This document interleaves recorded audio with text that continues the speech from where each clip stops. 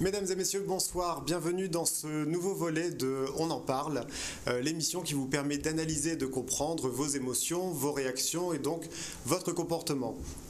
Après la réussite de cette première la semaine dernière, de vos nombreux appels, de vos nombreux emails, de vos petites remarques comme ça dans la rue, nous avons décidé avec Madame Bayeux ce soir encore de revenir sur certains points que nous avions abordés la semaine dernière. Nous avions parlé de la différence du psychologue, du psychiatre, du psychanalyste et du psychothérapeute. Nous avons aussi abordé le sujet du pourquoi et quand consulter un psychologue. Nous allons ce soir revenir sur quel type de psychologue choisir. Madame Bayeux, bonsoir. Bonsoir. Donc, de retour sur le plateau, après votre très belle prestation la semaine dernière. Merci. Pour ceux qui n'avaient pas suivi l'émission, je vous demandais juste de vous représenter. Donc, Karine Bayeux, je suis psychologue clinicienne. Je travaille en psychiatrie adulte et en centre de consultation médico-psychologique sur le secteur du Moule, Saint-François et des Irades. Et je suis aussi présidente de l'association des psychologues de la Guadeloupe. Très bien. Vous avez donc la semaine dernière répondu à un téléspectateur, vous vous souvenez ? Oui. Qui avait appelé pour son papa qui avait un problème psychologique, qui était rentré en maison de soins, qui était plus une maison de convalescence qu'une maison spécialisée dans la psychologie. Et on lui avait répondu qu'il n'existait pas de centre en Guadeloupe qui pouvait répondre à son attente. Donc la réponse avait été un petit peu écourtée. Oui. C'est vrai que je me souviens bien, le papa de ce monsieur apparemment souffrait d'une dépression. Exactement. Et il aurait souhaité un établissement qui ait une prise en charge globale avec une prise en charge psychologique, peut-être pas intensive, mais en tout cas présente. Et c'est vrai qu'en Guadeloupe, nous allons avoir les cliniques qui vont pouvoir accepter des patients.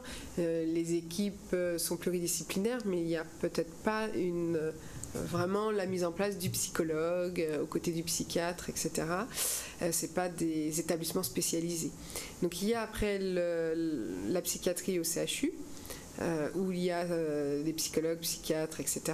Mais c'est vrai que le service public n'est pas toujours pourvu à son plein au niveau des postes de psychologues, donc on n'a même pas toujours, selon les secteurs, de psychologues en permanence en intra-hospitalier.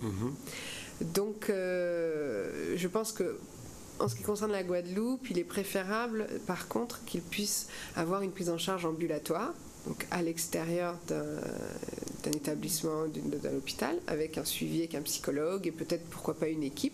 On parlera notamment de ce que proposent les CMP. Exactement, oui, on s'est arrêté sur ce sujet. Donc tous les appels, moi, que j'ai reçus et tous les emails étaient en ce sens. C'était nous voulons un peu plus de renseignements parce que si nous voulons consulter, où allons-nous ?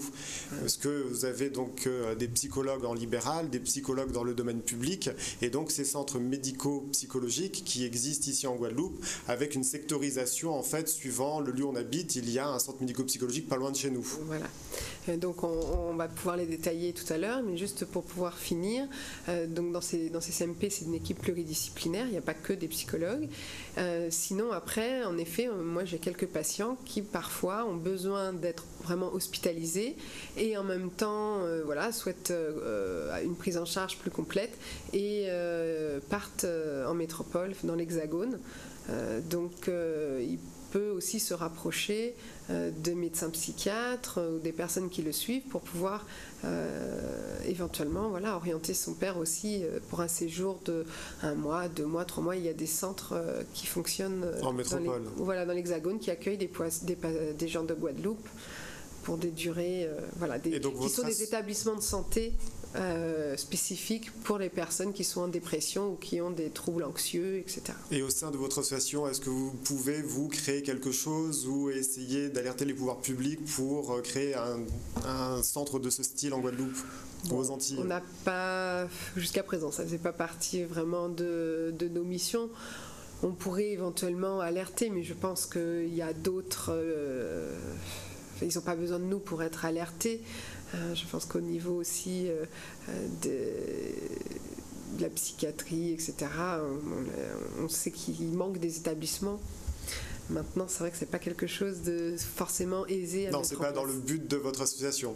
C'était plutôt, comme on avait vu, d'être regroupé, de pouvoir conseiller un patient à un confrère, de pouvoir échanger. Oui, d'aller auprès du public, notamment à travers des manifestations qui permettent de lancer des débats sur les faits de société, sur la psychologie, notamment autour des cafés psycho. Oui, dont on parlera aussi un peu plus tard. Voilà. Ouais. Donc voilà. Après, c'est vrai que ça pourrait être une idée. L'association pourrait, pourquoi pas, à un moment donné, se dire on va recenser les besoins sur le territoire et puis faire remonter. Pourquoi pas? Ouais, très bien. Ouais, non, c'est une idée, hein, ce serait peut-être possible.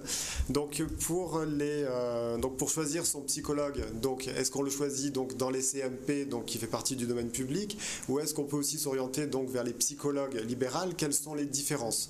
L'un, en gros, l'un est donc pris en charge directement par la sécurité sociale dans le domaine public. L'autre, psychologue en libéral, vous les rémunérez directement, ce qui n'est pas remboursé. Voilà. Donc ça, c'est la différence fondamentale. Une des différences fondamentales pour ce qui concerne en tout cas l'aspect financier. Ça me permet peut-être d'introduire un petit peu un petit mot sur cette question de l'argent. Allez-y. C'est vrai que pour certaines personnes, il va être préférable, pour eux, ils vont préférer payer, s'investir. Le fait d'avoir à donner de l'argent, c'est aussi donner de soi. Et donc, du coup, il y a des personnes qui ont besoin d'avoir ce moteur pour pouvoir se mettre au travail. Ah oui, de se dire je paye quelque chose, donc je dois réussir, je vais avancer, je paye, je veux un résultat. C'est-à-dire que j'ai un rendez-vous, je paye ma séance, si je viens pas, je paye quand même. Bon, si j'ai pas trop envie d'aller parler des choses qui me font du mal, oui, mais bon, je vais le payer, donc je vais y aller quand même. Ouais. Alors qu'on voit par exemple en CMP, de temps en temps, les gens, si jamais on est en train d'aborder des choses un petit peu difficiles, de temps en temps, ils ne viennent pas. Et je pense que ça arrive peut-être plus fréquemment lorsque justement on n'a pas à payer. Après, ça fait partie de la thérapie, on le travaille, on n'en veut pas aux patients. Oui, mais ça a une action sur sa motivation. Sur sa motivation. Donc certaines personnes vont préférer payer, et j'ai même vu, même chez les enfants, des paiements symboliques, des gens qui viennent dans des centres gratuits qui disent mais moi je veux pas, et des patients qui voudraient faire un paiement, un don symbolique. Alors il y en a qui ont mis en place, parce qu'on n'a pas le droit de recevoir de l'argent, même normalement des dons en nature on n'a pas le droit, on est des fois un peu embêtés, hein. Des fois il y en a qui viennent avec un cadeau ou quelque chose, des bananes, voilà, alors pour l'équipe, en tout cas. On voit bien que les gens, à un moment donné, c'est la question de la dette. Ils ont besoin de donner aussi en contrepartie. Il y a quelque chose qui apparaît à ce moment-là. Donc voilà, donc ça c'était pour pouvoir un petit peu expliquer que si certaines personnes ont envie d'aller en libéral parce que de toute manière ils ont envie aussi d'investir, il ne faut pas les en décourager, et entre deux copines qui discutent, il peut y en avoir une qui va préférer aller au CMP parce que justement c'est quand même ça a un coût, donc on peut entendre aussi que tout le monde ne peut pas se permettre d'investir, et il y a des personnes qui de toute manière, même sans payer, vont s'investir. Moi, j'ai des patients, ils ne vont jamais rater de rendez-vous parce que c'est leur code de l'honneur. À partir du moment où ils se sont engagés, ils n'ont pas besoin de payer. Et la petite cerise sur le gâteau, c'est qu'en plus, ils y vont et que c'est pris en charge. Ils y vont et c'est pris en charge, tant mieux. Mais ça fait partie de leur personnalité qu'à partir du moment où ils se sont engagés, ils viennent quoi qu'il advienne. Ouais. Voilà. Alors que d'autres personnes vont avoir plus de mal. Ça fera partie justement aussi de ce qu'ils ont à travailler. C'est-à-dire qu'ils vont avoir plus de mal à être réguliers, etc. Mais ça se travaille aussi et ça fait partie de la thérapie. Donc ça, c'était sur l'aspect financier. Après, il y a d'autres différences.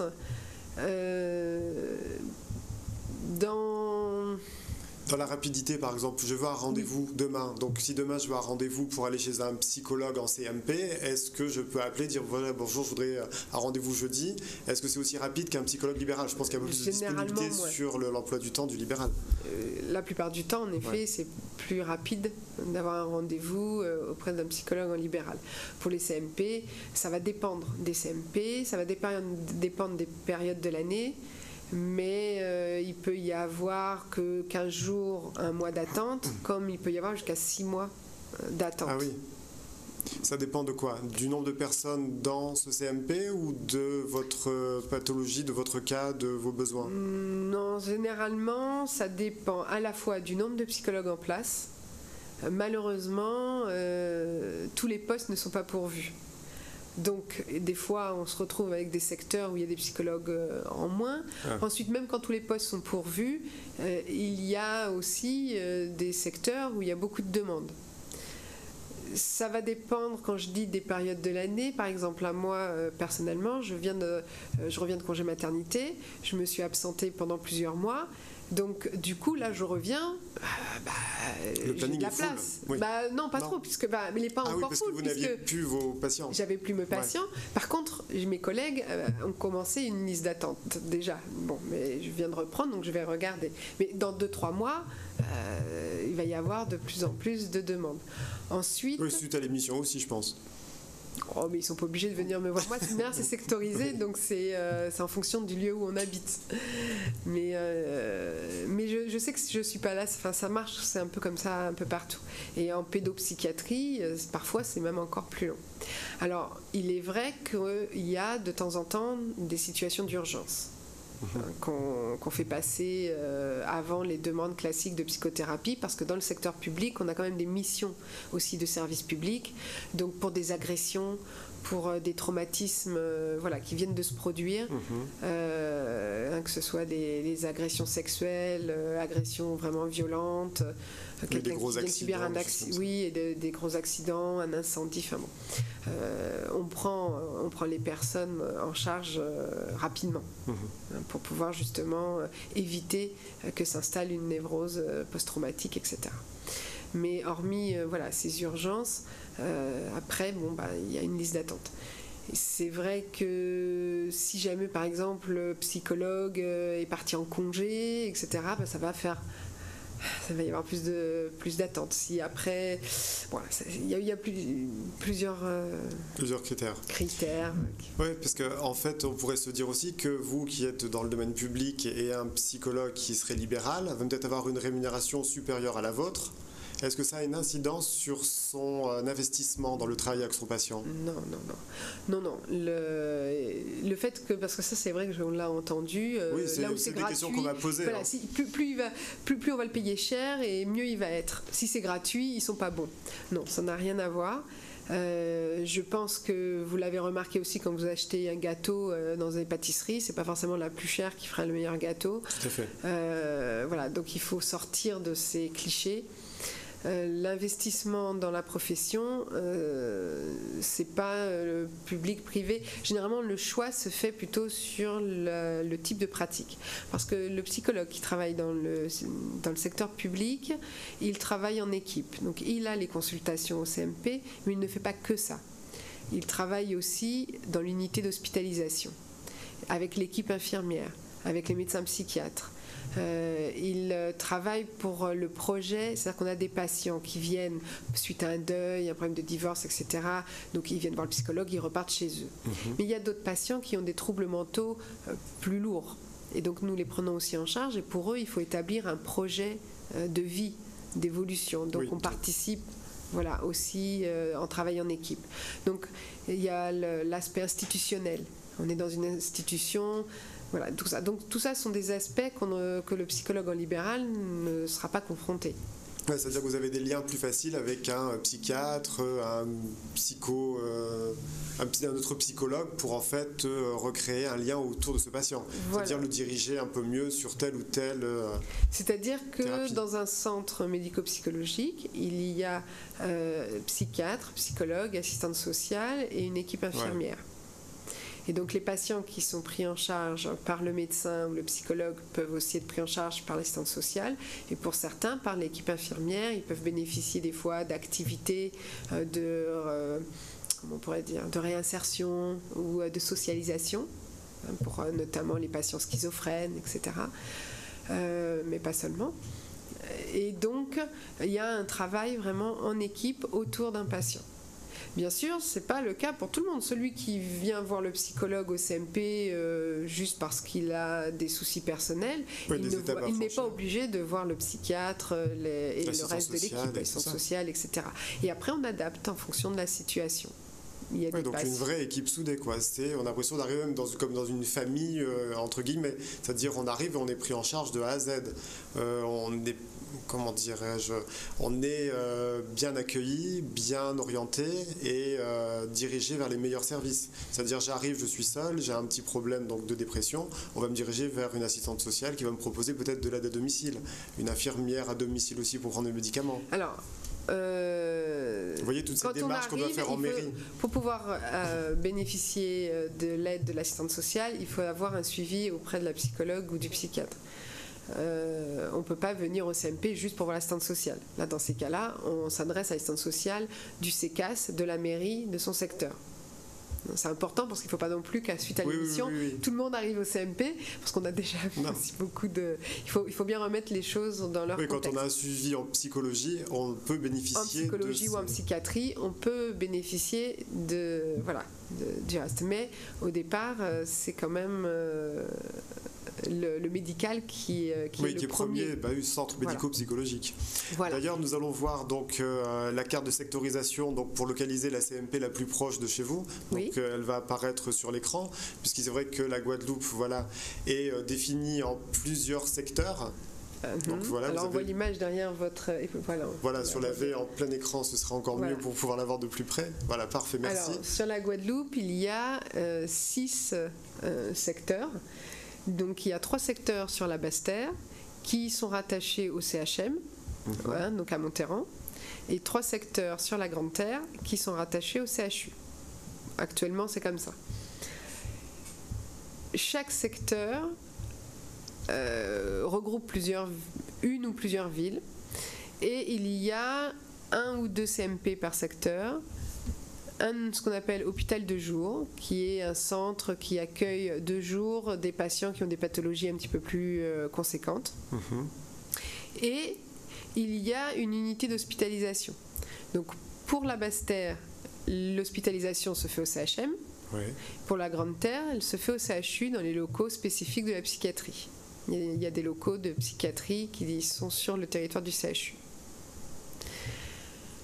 Donc moi par exemple je travaille au CMP du Moule pour les communes Moule, Saint-François-des-Irades. Je suis au CMP du Moule et une fois par semaine je vais au CHU dans l'unité d'hospitalisation rencontrer les patients de mon secteur. Et du coup, je fais un lien. Une fois, par exemple, que le patient est sorti d'hospitalisation... Donc, il y a des consultations au CHU et des consultations au Moule, au CMP. Voilà. Donc, c'est par exemple un patient que je ne connais pas au CMP qui est hospitalisé pour la première fois. Je fais sa connaissance pendant son hospitalisation.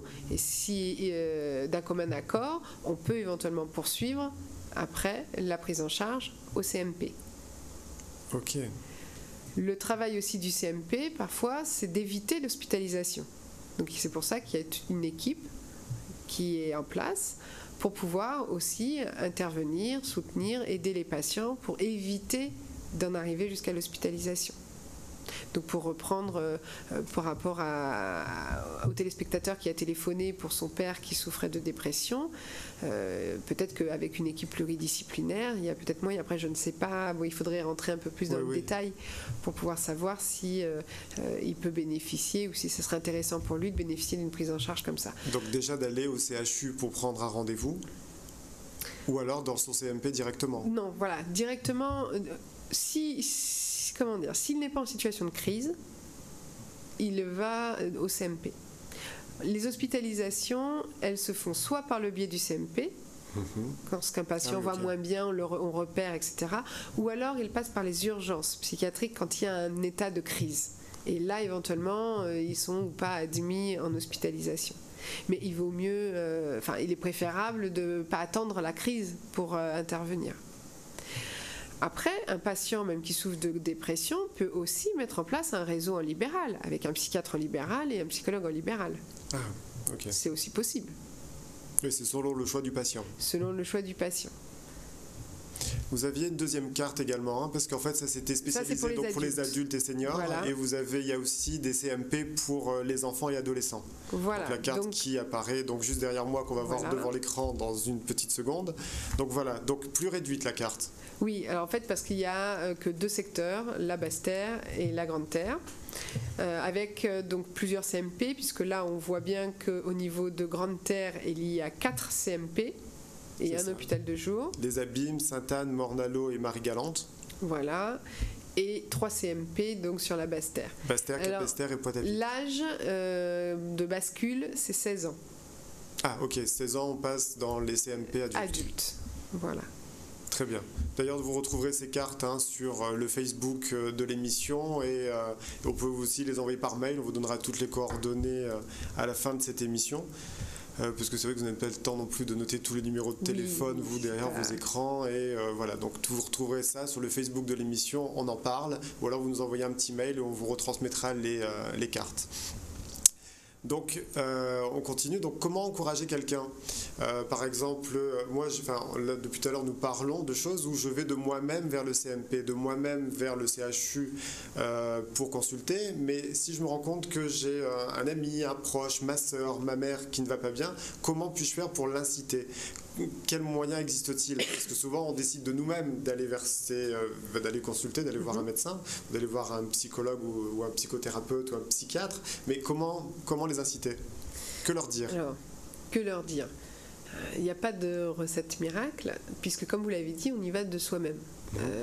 Vouloir obliger quelqu'un à consulter un psychologue, il va venir une fois pour vous faire plaisir, il va prendre le rendez-vous et puis il ne viendra pas. Voilà. Oui. Donc ça c'est un peu plus délicat. Après, pour les adolescents par exemple, on peut proposer des petits contrats. Pour les personnes qui ne savent pas trop comment ça va se passer, on leur dit on peut essayer 2-3 séances. Et puis si finalement vous vous rendez compte que ça peut vous convenir, que finalement ça vous plaît, on continue. Et puis sinon, on arrête. Je pense notamment aux adolescents, parce que souvent c'est les parents qui les amènent, aux enfants adolescents, et on ne leur laisse pas toujours le choix. Et c'est un peu dommage, parce que même si le parent a bien senti que son adolescent a besoin, et que nous aussi on le sent, si on rentre dans un rapport de force, ça ne fonctionnera pas. Donc c'est très important que la personne qui consulte, à un moment donné, elle puisse avoir l'impression de faire le choix. Oui, c'est ça, c'est qu'elle a décidé elle-même de suivre la thérapie. Voilà, donc après, quand on a l'impression, un ami qui va pas bien, etc., c'est pourquoi pas en parler. Et si la personne est réticente à aller voir un psychologue, essayer de comprendre pourquoi. Est-ce que c'est parce qu'elle a l'impression que c'est que pour les fous et qu'elle n'est pas folle ? Est-ce que c'est parce qu'elle n'est pas au courant ? Est-ce que c'est parce qu'elle a peur de devoir payer ? Enfin voilà, il faudrait essayer de creuser un petit peu qu'est-ce qui la retient. Ou est-ce que c'est parce que c'est difficile de se remettre en question ? Oui, difficile de parler de certaines choses, d'avouer, de reconnaître... Qu'on va mal ou qu'on a des soucis. Ah, exactement. Et quand une personne de notre entourage est en thérapie, est-ce qu'on doit lui en parler ? Est-ce qu'on doit lui dire alors comment ça s'est passé chez ton psy aujourd'hui ? Tiens, on prend un café, on en discute. Ou est-ce qu'il faut la laisser dans son monde avec son psychologue et elle, enfin juste la relation entre les deux personnes ? Ou est-ce qu'on peut intervenir et poser la question, et ton psy hier, c'était comment ? Après, je n'ai pas là non plus de règles à vous donner. Non, mais est-ce qu'on peut les soutenir ? Ce qui est sûr, c'est que je pense que c'est plutôt au patient de savoir s'il a envie d'en parler ou pas.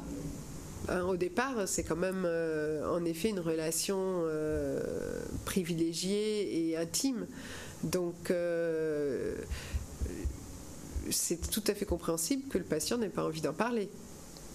Donc là, il faut toujours être pareil, à l'écoute de la personne. Voilà, si par contre elle a envie d'en parler, je sais pas moi, si c'est une copine qui dit ah tiens aujourd'hui j'ai vu mon psy, blablabla, blablabla, elle parle. Maintenant si c'est votre conjoint ou votre enfant qui va voir le psychologue et que vous lui dites alors qu'est-ce que tu lui as dit, qu'est-ce que tu lui as raconté et que vous voyez que la personne n'a pas trop envie de vous en parler, plus vous allez insister, plus elle va se refermer et moins elle aura envie d'aller voir le psychologue. D'ailleurs, pour les enfants, quand ils sont pris en charge par un psychologue, est-ce que les parents ont un suivi également pour savoir comment l'accompagner ou comprendre ou au moins écouter les parents ? Il n'y a pas de format préétabli. Tout dépend à la fois des habitudes, du cadre proposé par le psychologue et puis de la situation. J'en avais parlé déjà un petit peu la semaine dernière. C'est vrai que pour beaucoup de difficultés, il y a d'abord un entretien avec les parents pour savoir un petit peu de quoi il en retourne. Pour les enfants, hein, parce que c'est vrai que pour l'adolescent, généralement, on voit d'abord l'adolescent seul. Enfin, généralement, après, c'est pas, il n'y a pas vraiment de règles établies non plus. Donc, je voudrais pas non plus, vexer ou heurter des collègues qui fonctionneraient un peu différemment. Mais généralement, quand l'adolescent arrive à un certain âge, on le reçoit seul et éventuellement, après, on le reçoit avec ses parents. L'enfant, on le reçoit généralement avec ses parents, qui nous explique un petit peu la situation, et en fonction, on voit que des fois on ne propose que des rendez-vous mère-enfant ou parent-enfant, ou parfois on propose une psychothérapie spécifiquement pour l'enfant. Et quand le parent veut savoir, et si l'enfant ne souhaite pas qu'on fasse un point avec le parent, ne souhaite pas en parler, on préserve. Hein, le patient, ce n'est pas le parent. Si à un moment donné on fait un travail avec l'enfant, si on a décidé qu'il était bon de créer un espace pour l'enfant, on respecte bien sûr la volonté de l'enfant. Si l'enfant ne veut pas en parler, on n'en parle pas, parce que si on le trahit, l'enfant, il va perdre confiance en nous et on ne pourra plus travailler. Ah oui, complètement. Voilà, donc que ce soit un enfant, mais pareil, voilà, c'est un adulte, je veux dire. D'où la confidentialité des échanges entre le patient et son psychologue. Voilà, parce que c'est vraiment important pour que la relation thérapeutique aboutisse, que le patient ait confiance dans son psychologue et dans le fait que ce qu'il dit ne va pas être répété, même à un conjoint ou à un parent.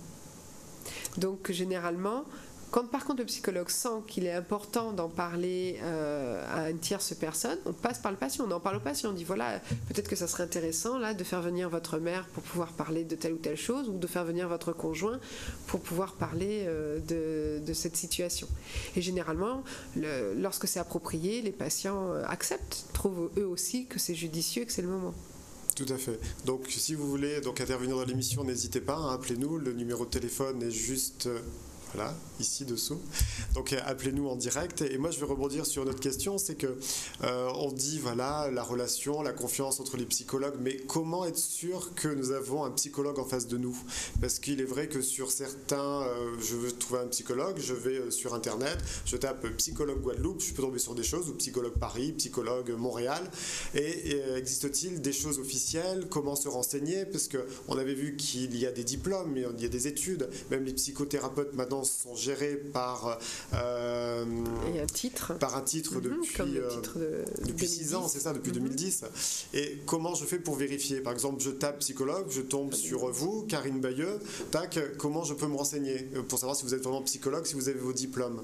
Parce que je ne voudrais pas non plus être pris en charge par quelqu'un qui ne respecte pas cette déontologie. Vous faites bien de l'aborder, parce qu'en effet, on s'aperçoit même nous au niveau de l'association qu'il y a...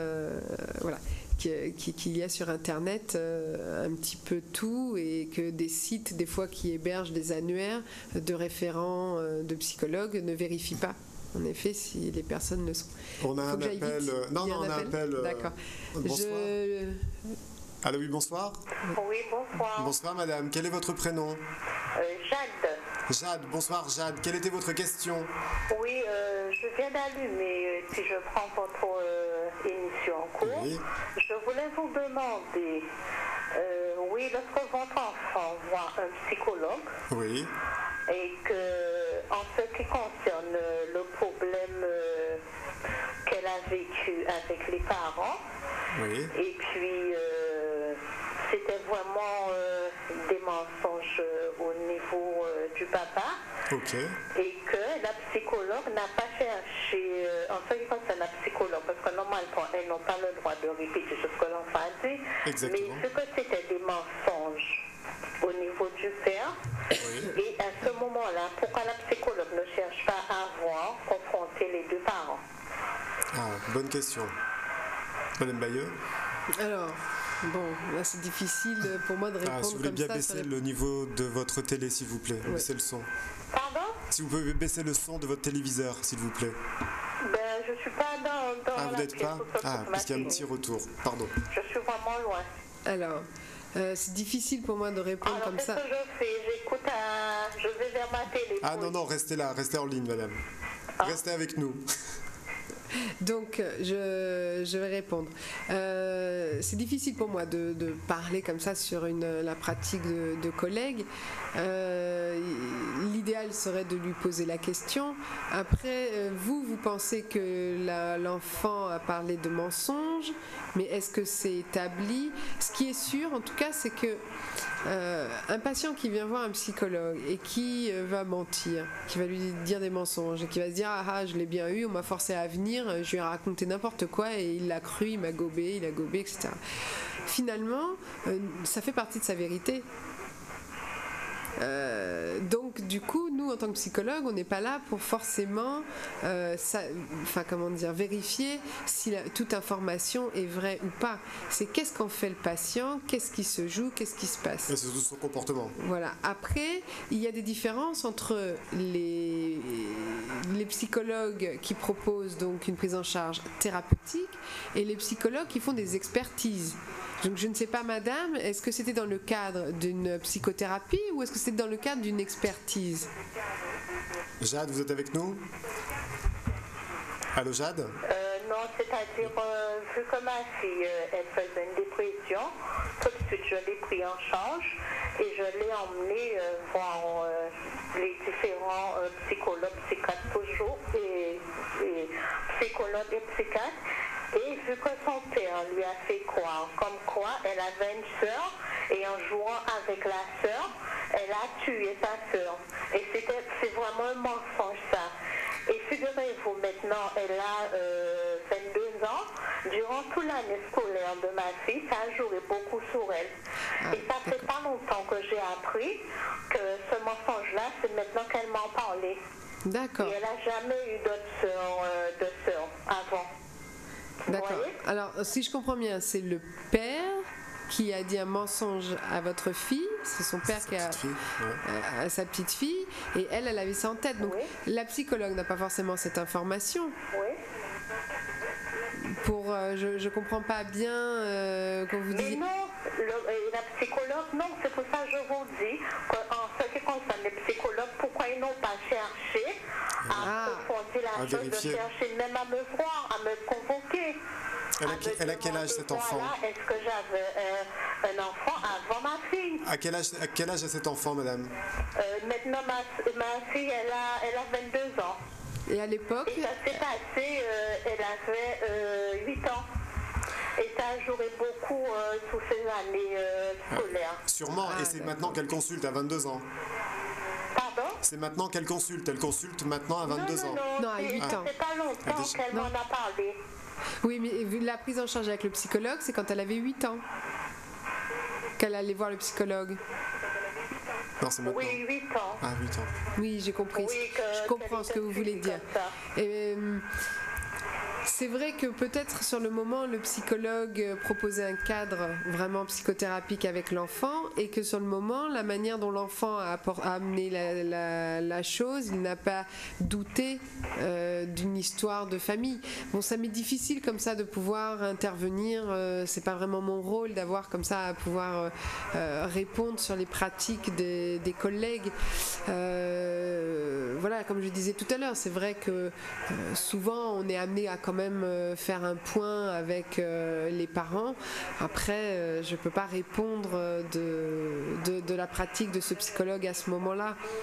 Donc j'entends par contre ce que vous dites, c'est que du coup vous l'avez su il y a peu de temps, que finalement ça a travaillé votre fille pendant toutes ces années, et moi ce que j'entends c'est que du coup vous vous sentez impuissante et peut-être que ça vous peine beaucoup d'apprendre ça maintenant à distance. Jade? Oui. Jade? Oui. Jade? Oui, c'est vraiment dur de voir. Oui. Ah oui. Ok, non, c'est ça. Donc en fait, oui, c'est qu'avec le recul, en fait, c'est vous qui êtes plus peiné en fait du recul par rapport entre les 8 ans et les 22 ans. Vous aurez préféré qu'elle vous parle déjà à l'époque. Voilà. C'est ça. À l'époque, comment ça se fait en ce qui concerne les psychologues et les psychiatres, ils ils n'ont pas cherché à savoir plus, à chercher à me contacter pour savoir des... Oui, mais après, on peut pas certainement parce que sur le moment, l'information... Elle a tué sa sœur, vous voyez? Ouais. Certainement parce que l'information telle qu'elle avait été donnée n'a pas mis la puce à l'oreille aux différents médecins et psychologues qui l'ont suivi, comme quoi ça pouvait peut-être être un mensonge. Après, c'est un petit peu délicat. Ça veut dire que vous n'étiez pas là non plus peut-être à ce moment-là pour parler de la situation de famille. Donc je connais pas. Il faudrait prendre le temps un petit peu plus pour vous éclairer sur le pourquoi du comment, mais c'est difficile. Et oui, c'est vrai que c'est un peu plus difficile de parler de cas anciens. Vous l'accompagnez? J'étais toujours présent. D'accord. Mais elle n'a pas réussi, en tout cas, à vous en parler, votre petite fille? Je l'accompagnais régulièrement chez les psychologues et les psychiatres, j'étais toujours là. D'accord. Vous étiez là et le papa aussi. Mais je pense que là, il y a vraiment eu, en effet, un problème de communication au sein de la famille qui s'est répété au sein de l'institution, au niveau des professionnels. Après, voilà, je ne pourrais pas vraiment en dire plus parce que je ne pense pas que ce soit le lieu là d'en dire plus. J'entends ce que vous dites. En tout cas, on vous remercie Jade bien pour votre appel et c'est vrai que le débat serait long sur ces prises en charge parce que peut-être que votre fille était dans le bureau et ne souhaitait peut-être pas que vous interveniez à l'époque parce qu'elle n'était pas prête à en parler. Tous les cas sont possibles. En tout cas, on vous remercie de votre appel et de votre intérêt pour l'émission. Je vous remercie beaucoup. Merci beaucoup Jade, au revoir. Bon courage. Merci. Bonne soirée. Allez, au revoir madame. Voilà, c'est vrai qu'on ne peut pas non plus refaire ce qui s'était passé il y a 14 ans, mais pourquoi et comment? Peut-être que l'enfant ne voulait pas parler, ou peut-être que... on peut tout imaginer. Éventuellement, il faudrait que cette dame se rapproche des psychologues et des médecins de l'époque. Oui, s'ils exercent toujours, pour leur en parler, si vraiment c'est quelque chose qui a eu un impact, et même cette jeune fille, pourquoi pas, elles peuvent toujours... C'est vrai qu'on se dit toujours, c'est ça, c'est accompagner un ami ou un membre de famille, c'est dire comment le soutenir, parce que c'est vrai qu'on voudrait parler avec le médecin et dire nous ce qu'on ressent et expliquer un peu plus qui est la personne. On peut demander, moi il y a des personnes qui lui demandent, sauf qu'en effet on ne répond pas toujours à la demande tout de suite. D'ailleurs, on va avoir une autre demande, un nouvel appel. Allô, oui, bonsoir. Oui, bonsoir. Bonsoir, monsieur. Monsieur Luc de Moule. Bonsoir, Luc. Oui, bonsoir. Quelle était votre question? J'aimerais bien revenir sur cette problématique que la dame a soulevée. Oui. Il est vrai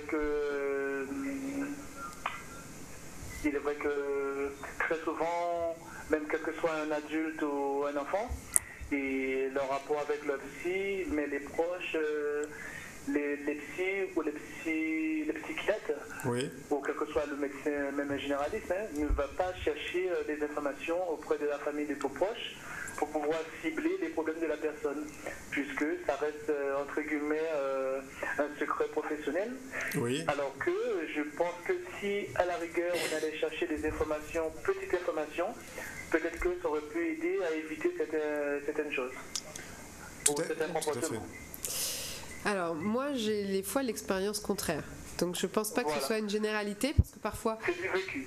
Oui, non, j'entends. Mais ce que je veux dire par là, c'est que chaque situation est différente. Donc là, monsieur, vous me témoignez donc de situations où vous aimeriez qu'on vienne chercher des informations et on ne vient pas en chercher. Et moi, je connais des situations où on va... d'abord chercher les informations auprès des proches avant d'aller récupérer la parole du patient, de l'intéressé. Et donc ça a aussi des fois des impacts négatifs, non pas pour la famille cette fois, mais pour le patient. Oui, parce qu'à la base c'est une thérapie personnelle, c'est pas une thérapie de famille, c'est pas une thérapie de groupe. Enfin, il y a d'autres choses pour ça. On peut à un moment donné, en tant que psychologue ou même les médecins, etc., se dire tiens là il y a quelque chose à travailler au niveau de la famille. Donc c'est vrai que moi il m'arrive, de plus en plus souvent d'ailleurs, de faire aussi des entretiens avec les familles. Oui, dans certains cas, pour certains... Même parfois avec des collègues, assistantes sociales, médecins, etc., plusieurs, pour pouvoir suivre la situation. Ce qui est difficile, je pense, pour les proches, c'est en effet le fait de devoir accepter qu'il y ait cette relation individuel et on ne maîtrise pas toujours ce qui se passe, on se sent impuissant. C'est vrai aussi que des fois les choses se passent bien, des fois les choses se passent moins bien. J'ai envie de dire que on n'est pas à l'abri, c'est pas parce qu'on est un psy ou qu'on est dans le monde du psy que tout réussit. Je veux dire, voilà. Non, mais de toute façon, après, c'est le patient aussi qui réagit. Il faut ouvrir des portes, il faut avancer avec lui, quoi. C'est un duo. Après, ça fonctionne plus ou moins. Et en plus de ça, ce qui est plus difficile, c'est que autant on va avoir des bons boulangers, des mauvais boulangers, et le pain va être toujours de la même manière. Alors après, les goûts des uns et des autres sont différents. Il y en a qui vont aimer telle boulangerie alors qu'une autre va pas l'aimer, tel pain.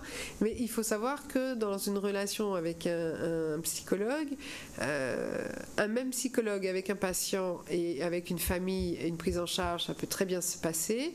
Et que dans une autre situation, ça va moins bien se passer parce que la mayonnaise aura moins bien pris. Oui.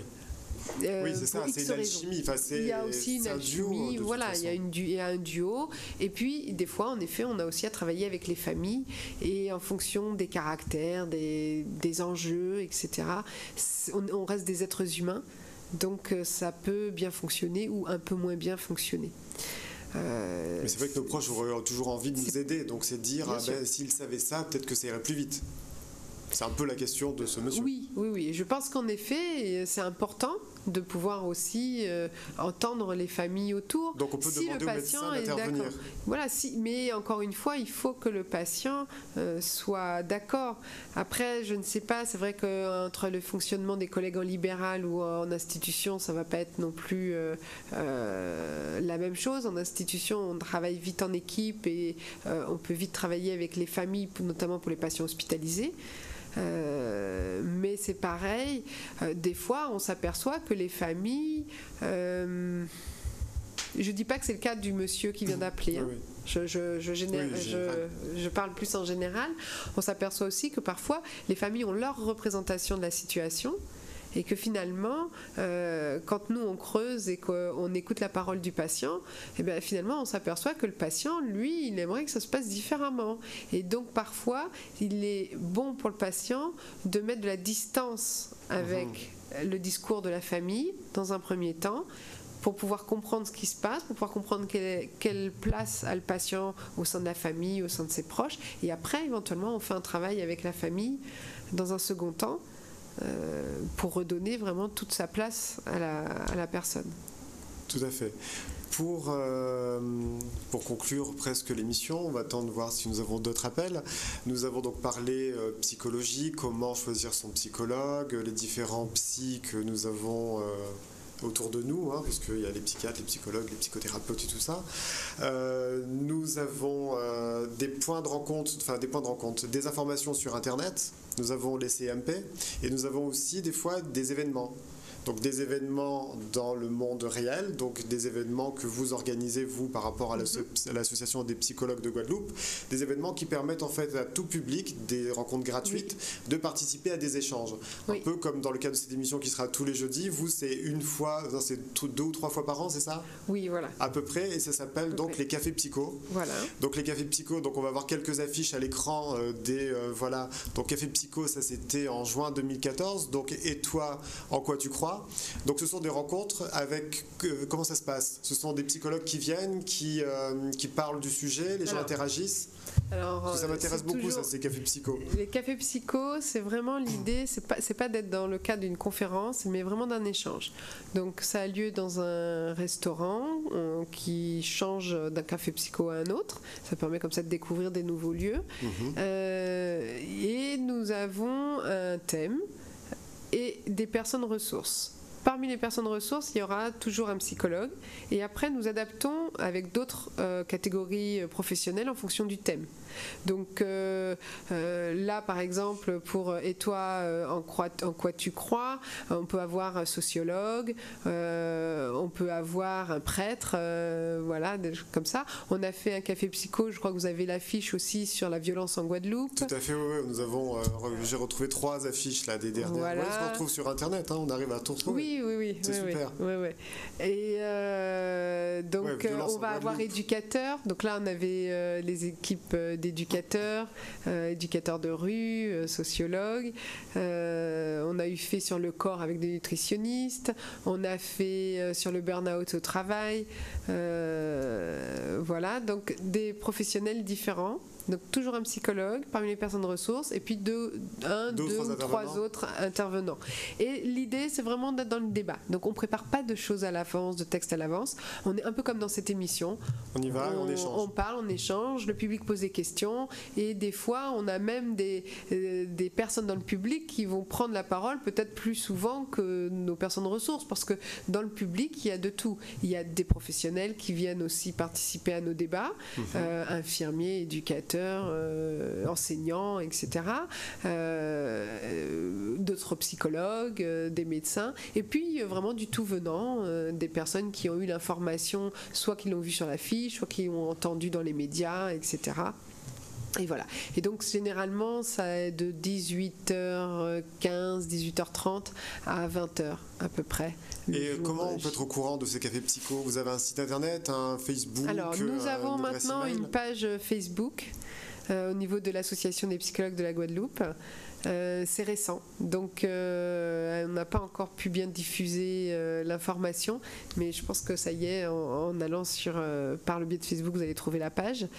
Sinon, en fait, nous avons un mailing liste, enfin des listes de mails, les gens s'inscrivent, c'est-à-dire que les gens qui viennent au café psycho, on fait circuler, on fait circuler des feuilles, ils nous laissent leurs coordonnées, et du coup, après ils sont dans nos mailing lists et ils reçoivent les informations. Et on peut vous envoyer un mail sur votre mail à vous? Oui, le mail aapsig@yahoo.com. S'il y a des gens qui veulent pouvoir recevoir les informations et s'inscrire sur la liste de diffusion, ils peuvent tout à fait nous envoyer un mail. Et nous avons donc aussi des médias qui relayent l'information.